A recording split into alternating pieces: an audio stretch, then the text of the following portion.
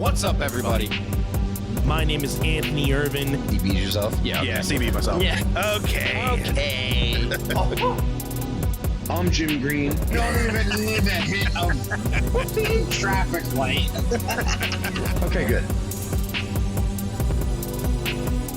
Welcome to One set. Ready? 1, 2, 3. What's up, everybody? So, welcome to season 5. Season 5. We are Wow. We are starting off the season actually with a challenge that was, basically brought into the universe. I think in April of season 4. Mm-hmm. And we are recording it now. What's the day? The 29th of December. The 29th of December. And this will fall. From the past. This is coming out January 2nd, 2026. So, early wise, happy New Year and season 5 for the One Set Bros. From the One Set Bros to everyone. Mm-hmm. We just wanted to get this challenge out of the way before the new year commenced, before we got into all of the things that January brings us, namely the road to WrestleMania, but also postseason football. Like this is a big time for us, man. It's starting to get pretty hype. I mean, again, we're into the new year, but the Eagles are, seem like they're back in a way. There's still a couple things that are like, we need to fix things, but like we're starting to click a little bit better than what we did like 3-4 weeks ago. I'll tell you, the defense looked solid against the Bills. I'm not worried about the defense at all. The defense is doing this. Offense, we still need to find some other, because like that second half, we didn't like score nor advance anything. Yeah. We still got the win. A win's a win, just like we say in our books, but we cannot think that we're going to not score any points in the second half and keep on winning games, just like anything. So we have to know how to be able to put points on the board, because the teams before, we were scoring 20 and 28 points, but we were, shut down to like 13 points against the Bills. Again, we each team had a really good defense, and it was a really good defensive game. But we definitely have to work on making sure we're scoring points on those type of teams. Then we wouldn't have had to worry about keeping our defense out there for so long, and it probably would have been a 13-zip game. Yeah, I'm just curious. How do you feel about McDermott going for the 2 points to try to just win the game? I mean, I was talking to my aunt about that, and I think a lot of these coaches, sometimes they'll still go off of like statistics. So if their statistics say like, 2 points, it'll probably, be good to go here, they'll mostly go with statistics. And they were probably thinking on the fact that how, bad our offense was going at that point. Might as well just got to go for the win. But then again, if our offense was doing that bad, just tie the game, go to overtime. They could have just tied it and won in overtime too. But they probably just figured, let's just get it over with, and we have the point here. But I really don't think their red zone, even before that, they were held down a lot in that third and fourth, downs a lot throughout the game. Like the Eagles kept them from scoring, and I guess they figured they had the chances to do it, but thankfully, Allen's pass was just a little far off, and we got the win. I mean, I think hopefully, that just, gives us the momentum into the playoffs that we need. And the fact that we have the Commanders next week, which is, it's at this point, we thought that it wasn't going to be that much of a game now, but, we have a chance. It's almost like last year now. We have the chance to get into a second seed if we win. Same thing as how we had the chance to get Saquon 2,000 yards, but we didn't let him do it. Are they going to pull the same thing? Like, we can go for the second seed, but we're at least in the playoffs, so whatever. Yeah, that's curious that you mentioned that. I feel we have the same scenario. Like, we only need a win, and we have an easy team that we can do it for. Just like Saquon, like he only needed like 100 yards to get to that 2,000, which he definitely could have done. Yeah, but it was a matter of stressing him before going into the postseason, whereas this go around, it's like you fight for the second seed, you at least have home field advantage unless it's against the number one seed, right? Yep. So I think in a way. I think they're going to play. I would rather try to get to the second seed and and make sure we win. And God forbid, if the Bears win, that's what it is. At least we did what we needed to do. But yeah, home field advantage in the postseason, like with football, is just super big, right? Because it's one game. Like, go hard or go home? Like, winner. GTFO, right? Like, it's basically, it's not like baseball where if you don't have home field advantage, it's like, or basketball even, like, same thing.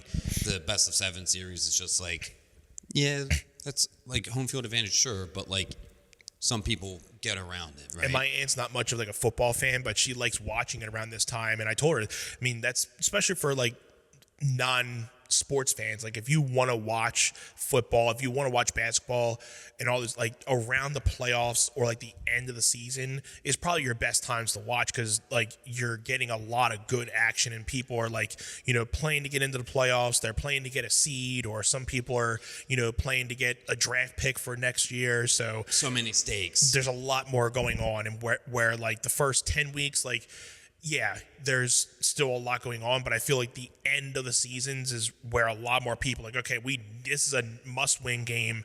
This is like a scenario where, hey, if we win and these other people lose, that'll drop us or bring us up in the standings, and we get a better seed. We get home field advantage, like I said. So I'm not much of like I know there's a lot more people that are bigger with the math on a lot of those things, but at least with the fact that Eagles can definitely get the second seed if we win and the Lions beat the Bears next week. If that's an easy scenario that like we can control. If all we have to do is beat the Commanders, but we know the Commanders are coming at us because of that last play they did, so we know they're coming after us. Yeah, but we're going to be in the link. Dan Quinn does not like the Eagles. He is sour. Yeah, he is. Well, his like up and coming star quarterback, Jaden Daniels, like injured, and at the same time he was already beat up, and Dan Quinn didn't have to play him, and he played him. So like, whose fault is that, right? Right. Yeah. But I feel like, especially with the playoffs, not having the Chiefs, not having like a lot of your star people in there, it's just like it's going to be weird not having the Chiefs in the playoffs. So the Bucs are bad this year, like on a you're under 500 team, but it's between them and the Panthers for the NFC South. The NFC South is the worst division. Who is the Panthers? Yeah, the Carolina Panthers are in contention for going to the postseason, which is just weird to me. And right? even just the Bears. It's weird seeing the Bears on top. Like, oh, we got to beat the Bears in order to get the seed. Like, when's the last time somebody said we got to beat the Bears in order to get second seed? Yeah, And the Bears didn't just squeeze into the postseason. Like, they've been, like, it's just been a weird season all around. It really has. So, it's like the Lions last year. They came on and they had a really great season, but then they got beat out by the Commanders. Anything can happen in the playoffs. That's the only thing, though. Like, that's why, we've been having an up and down season, but you never know. I'm at this point, I'm not saying Super Bowl. Last year, I think we were saying Super Bowl at this point. I'm not saying it all. Saquon was running wild, and like everything was hitting last year. Yeah. Now it's just like, if they get there, I don't really see them winning. My point right now is I think we can make it to the conference. Yeah. If we get to the Super Bowl, even better. But I think we can at least get it to the conference. And if we lose in the conference, I think that'll, I think still people will be mad, but in the season that we've had, if we can get to the conference and go forward into the Super Bowl, great. But if we lose in the conference, depending on how we lose, if we lost, but it's just going to be a dogfight no matter what. But if we want to have the best chances to get to the Super Bowl, getting that second seed and getting home field advantage is our best bet. Yeah, I just got. There's nothing like the link when you're doing NFL playoffs. I just don't feel good about advancing in the bracket if we run into the Rams in the postseason. Yeah. Like, I just don't feel good about that. Especially if we have to go into LA and do that, yeah. Well, if we get that second seed, that's not a thing, because the top seed is coming down to the Niners and the Seahawks. Mm-hmm. So, which is strange to me, because they were like kind of floating around where we were. Like, the Rams were just up there, and then the Bears were up there. Yep. So for the Niners and the Seahawks to be duking it out and the winner gets the first seed, it's kind of like, all right, I guess the Rams and the Bears must have lost a couple of games in the past few weeks. I honestly just haven't been paying attention to football like that. Mm-hmm. But once we get into postseason, obviously, like, it'll be easy to see like where everything lands, and I just, if hopefully with the Commanders being beat up, the Eagles can get it together and like figure it out. Yeah. Again, it's just like the last time. It's an easy win, but don't want to take the foot off the gas at this point. Yeah. I mean, if they're thinking any time, like, they need to just lock in even more and just keep going, because if they want to, they know people are coming after them at this point, so can't take anything for granted at this point. I think that's what we did last time with a lot of, like, the Giants this year and all these other teams. We thought, it's just a breeze. We don't, and we got our ass whooped. Mm-hmm. So I think at this point, don't take anything for granted. Play like it's and again, like playing the Bills, that was like a legit. It played like a Super Bowl game. So yeah, we have to definitely just keep on playing the way we are. Offense has to get better, obviously, but I think if the offense starts clicking the same way as the defense is, I think we're going to be dangerous. Yeah. So yeah, definitely. I believe we can. I think the offense can start clicking. We've seen it. It's just, again, and you don't always want to blame the weather conditions, but it was raining like a muck all throughout that game. So both offenses were having hard times. Yeah, I barely got to see any of it, honestly. It was coming down. Holiday stuff.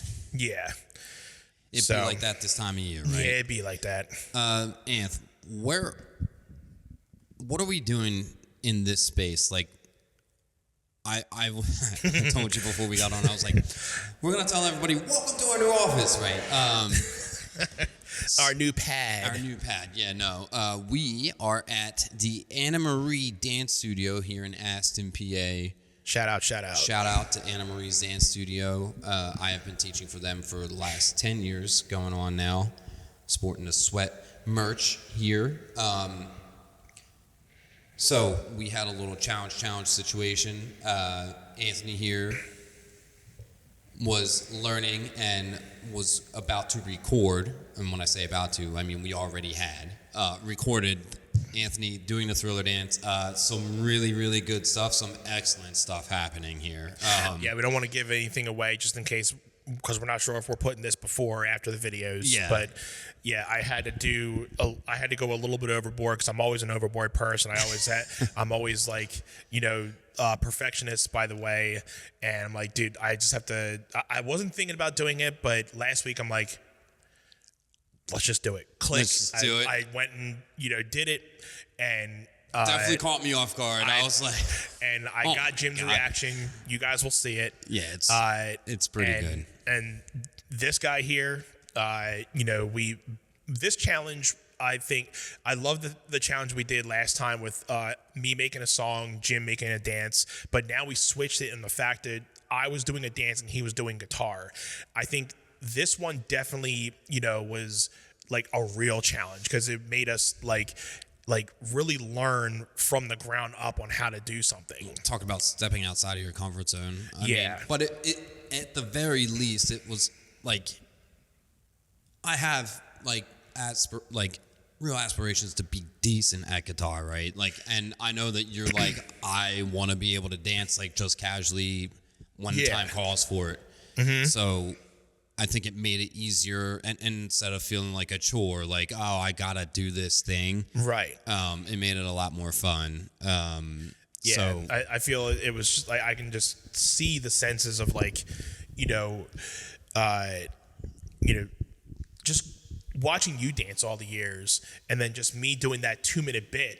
Like you saw me, I'm like, oh, like geez, like I never know how much like cardio that really takes you to really like, and you guys are like from like dance crews, you guys are doing like 6-7 minute bits. So like, and I'm like, I only did like 2 minutes and I was about to like fall over at points. Again, my cardio is way off, but still. But when we were doing 5 and 6 minute routines, we were getting gassed by 3.5, 4 minutes. And then the last 2 minutes was like, we were not. If we were lucky, we were on autopilot at 80% for the last couple minutes. Yeah. Because we went like 100 to 110 in the first minute and a half to 3 minutes, and it's like, yeah, there's no making it to 5-6 minutes at 110%. That's why like you got to open up with 80 and autopilot at 80. I will say I came in today. I hadn't watched the Thriller dance in a couple months. So I put it on just as a reference point. You stood out here in the middle, and you I obviously went through the dance, but I was peeking over on the screen. You knew that dance. Like you definitely knew I that had dance. I would say I had 90-95% of it kind of memorized, and then just I was working on a couple of the Michael Jackson isms and all that other jazz, which I feel like I got to a point of my ability, and I wanted to kind of get my own little thing in there. But other than that, I think just because I always try to do what they do in the original. It's hard for me to kind of put my own spin on things, even when I'm doing music. But again, don't want to take too much away because we're about to have these people watch the videos. But once I did that, it was I felt just in the moment. So that I think it just made it that much better. Yeah, I mean, whatever you got to do to get yourself into character, right? And that was kind of my voice lesson that you came to. And Sonny was like, you're singing, you're making noise, you're reciting the lyrics, but it's got to have the feeling, right? So when you're going through the exercises and doing the funny noises and everything, but actually putting it into a real life singing thing, that's where your tone and you watching other singers and watching and then developing your own voice and how much you can articulate certain things. That's when you start getting out your own things, because there's only so many times you can go ga ga ga ga ga ga ga ga ga ga ga ga ga ga ga ga ga, but you'll understand how some of those work when you're singing those, because if you're singing an actual word, you'll know, okay, that "g" is actually perfect to try to get into that, to flip that thing to those notes to actually have a meaning, to actually hitting certain notes and certain phrases, because your voice box responds to those certain vowels and certain things. So even though that's why a lot of people talk about those different situations of oh, well, I want to do voice lessons, but I hate doing all those weird sounds and everything. Warm-up exercises type. It definitely is funny and awkward and weird at first, but they have a meaning to it for sure. Yeah, they're not invented to make anybody feel uncomfortable. They're there for a reason, right? Yeah. Let's talk about the fact that we were in this studio back in the fall when we first were practicing everything. And maybe we'll throw a little bit of B-roll of you and me doing the Thriller dance and everything. And I feel like it was August we were in here, something August, September. Because I think it was I before wish we had some started B-roll school. I wish we had some B-roll of us doing some guitar work. But we were going through and stuff, and this was actually since we did the flip on the song. But even then, I'm still happy on the fact that we had to flip the song and you learned, even though it was 3 chords. And not having that much time to look at, you only really had 72 hours to really go through it. You killed it. I'll have to definitely say, especially for someone that is not an everyday player, and is you have a sense of time, but it's is not in that guitar-esque mindset yet. You were able to follow me, and we were starting off at a very slow tempo, but I started going up to somewhat of my level, and you were keeping up, and I'm okay, he's got it, he's definitely got it. So I really thought we were going to record it at a slower pace, but you were playing basically at my speed, and I'm he's got it, he's good. Thank you. And I mean, we're basically in the same boat here, where you were able to handle the dance because you understand rhythm and timing, and then I was able. My thing was like trying to learn that song off of a YouTube tutorial. I was like, I can practice these chords. I don't know what this strumming pattern that this guy's doing. So as soon as we got in, we got the dancing done, and we got the guitars out, I was like, how do you strum this? So literally I just started with that, and then I started applying it to, I think, the E chord first, the A chord second, then the B7 third, and then it was just trying to navigate those transitions there. And I think the last practice take we did, I felt really good. And then I think on our fifth take, which is the one that is, I think, getting published in this pod episode here, I felt pretty good about that. But I think in the first 4 takes where we were recording, I was trying to think about technique. I was trying to think about the mechanics of what I was doing. And I think in the last one, I was just like, just trust your hand, just like go with it, just enjoy what you're doing. And sure enough, it having a little bit of trust and faith in yourself goes a long way, instead of like trying to be in control of the situation at all times, right? Yep. It's just like you were telling me that once you get down the steps and not have to worry about the steps, it's like taking the mirror off and going over here and doing it without looking down at your guitar, like once you kind of have confidence where your fingers are going, you can look at me and play that song without even have to look at your fretboard. And it's just a matter of time for you to confidently know where your fingers are and muscle memory. And again, just like me, I want to be able to, there's times where I can do it without a mirror, but being able to just like, having to, when you're out in public and you start dancing, you don't have to like worry about like, oh, do I look okay? Does this look fine? Like, because you don't have a choice. You just got to go with your feeling. Right. Yeah. So like when you're playing guitar out in public, you don't have to, have to worry about, okay, where's that string? When people are watching you, you don't want to be staring at the fretboard. You don't have to be staring at the fretboard every 5 seconds. I mean, open mic vibe, people don't care about that, but if like you're really trying to play a show and like do like something, you don't want to be looking at your fretboard every 5 with the audience. You want to be able to either hear. There's times where you need to here and there, but you want to be able to keep eye contact, and again, it's just confidence and your muscle memory of knowing where your hand is on that fretboard. Like when I'm not looking, I can kind of tell where like I'm around the 5th fret, around the 12th, up on the high end. Like I kind of know where my hands are, unless I'm just like trying to find like a certain note. If I'm not hearing, I'm like, oh, where is it? Okay, there you go, and then just go right back. Just as a reference point. Yeah. So again, that's things like homework to kind of continue to look at. Is like, okay, once you get confidence with you had your first 3 chords, and then you can start going on to learning the rest of your bar chords, and then learning in your open chords, then learning into your bar chords, then learning into, you now know one song. And I was telling you, you can play so many songs off of that 12-bar blues scale. There's so many different songs that you can, go off of that have different chords, but they go off of that same 12-bar blues rhythm. And you can just go off of learning other songs and then learning how key changes are. And again, the sky's the limit for a lot of things.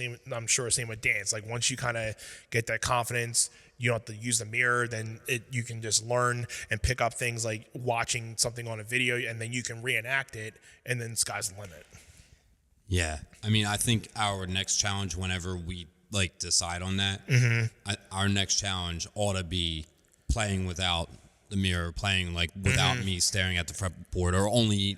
I honestly think that this one's going to be hard to beat out, because I feel like with us switching it up, like now we got to like outbeat that. Like it's either switching it up and doing something more, or us doing a combined thing of something. And then so I don't even know what it's going to be, but I haven't even gotten that thought space. But yeah, I love doing this type of thing every year. So just hear me out on this one, right? Here we go. So the next challenge, it doesn't have to be a next challenge, because like the next challenge could be related to you dancing again and me playing guitar again, or it could be I'm dancing while you're playing, and then the challenge after that we actually flip it and you're dancing to me playing. Like That's true. Like there's ways we could go about that. Yeah. I think you dancing to me playing would be so freaking hard, but I think it would be. It would be a challenge. It would be a real challenge. It would be a legit challenge. That would be really tough. Because that would legit be, because I feel we had both of us to, have a reference when, like, I had you dancing next to me, you had me playing next to you, so we had our references. You playing a song and me dancing to that I don't think that would be real hard. The switch of that because we don't have like a legit like flatline bass line to go off of. We're just like, okay, if like one of us messes up, we got to find how to get back to it. So that would be something. That would be crazy, dude. Yeah. Yeah, I think depending on what we agree on the next challenge to be will determine like how far out we need to plan for it, right? Or even if you guys have something that you would want us to do, like as a next challenge, if you have an idea, let us know in the comments, email us, because we're just brainstorming stuff. But if you are watching and you have an idea you want to have us try, let us know, because if we can think that we can do it, we'll try it. Definitely. And I will say, kind of poetic the way that this worked out with you learning this dance in this space, because as it happens, I'm going to be teaching adult hip hop at this studio starting Monday, February 16th for a 6-week session. So quick little plug. If y'all wanted to get in here, if y'all liked what Anthony was doing here, if you want to be able to dance and you want my assistance, that class is the class to sign up for, and it is right here in Aston, Pennsylvania, if you're not too far away from it. It'll be Monday nights, 6:30 to 7:30 for 6 weeks. Spoiler alert, they're going to use me as the side piece to be like, yeah, if you want to dance like this, take the class.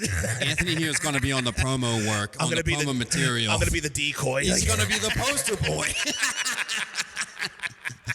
And, dude, just knowing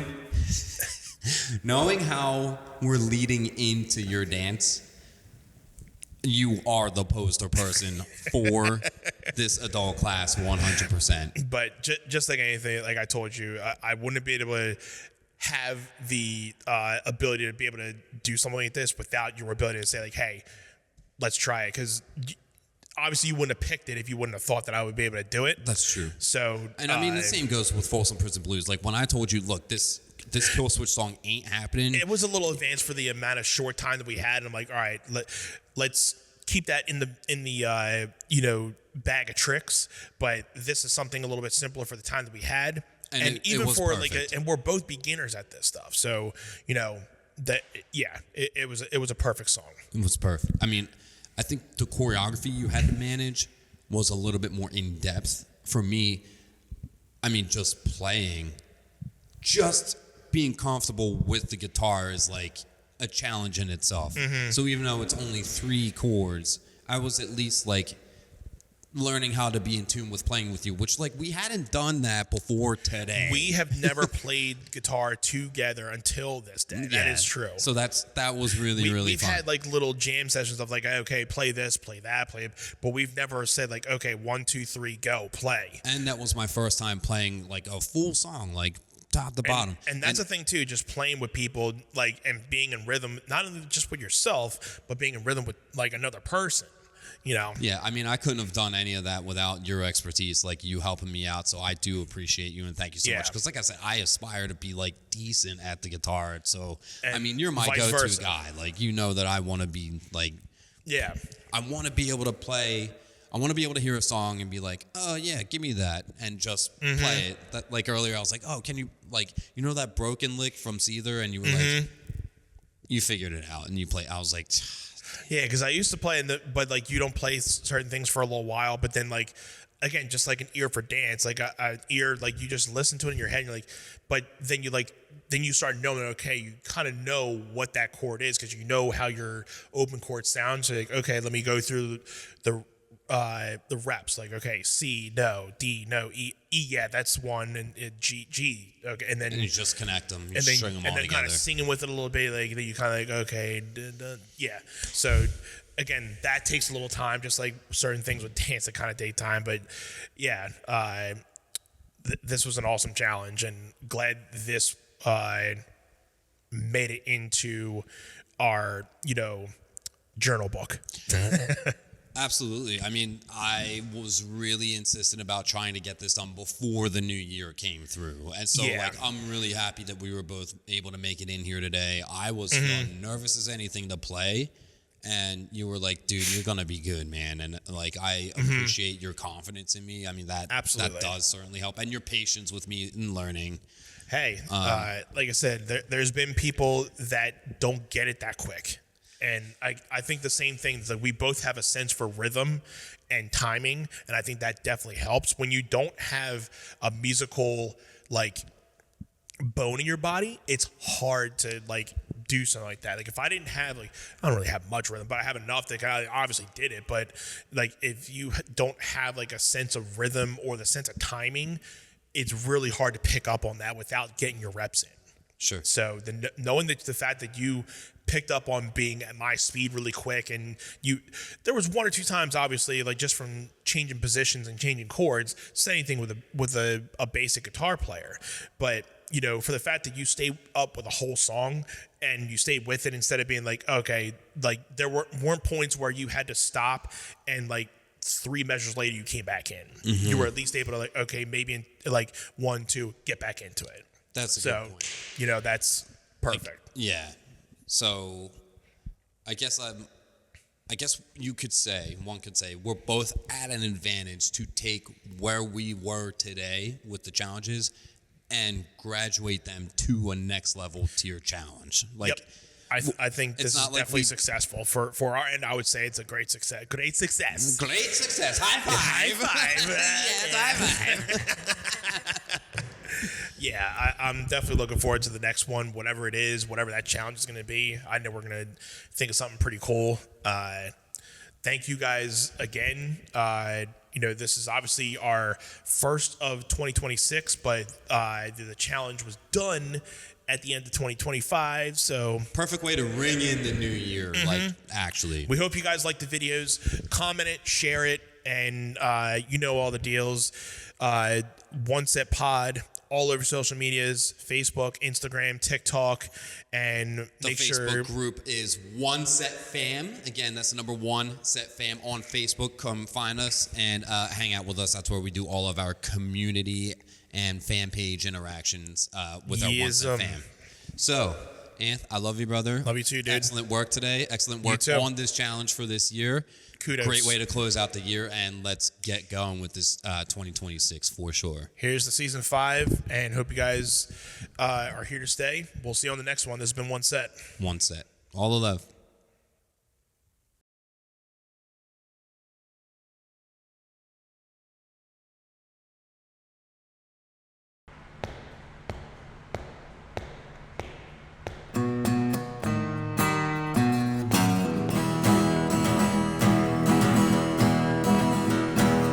Hear that train a-comin', it's rolling down the bend. I ain't seen the sunshine since I don't know when. Stuck in Folsom prison, time keeps dragging on. That train keeps rolling, all down to San Antone. I was just a baby, mama told me, son, always be a good boy, don't ever play with guns. But I shot a man in Reno just to watch him die. I hear that lonesome whistle, I hang my head and cry. I bet those rich folks eat fancy dining cars, probably drinking coffee, smoking big cigars. But I know I had it coming, I know I can be free. Those people keep moving, and that's what tortures me. They freed me from this prison, railroad train was mine. I'll probably move it a little farther down the line. Far from Folsom prison, that's where I want to stay. I let that lonesome whistle blow my blues away.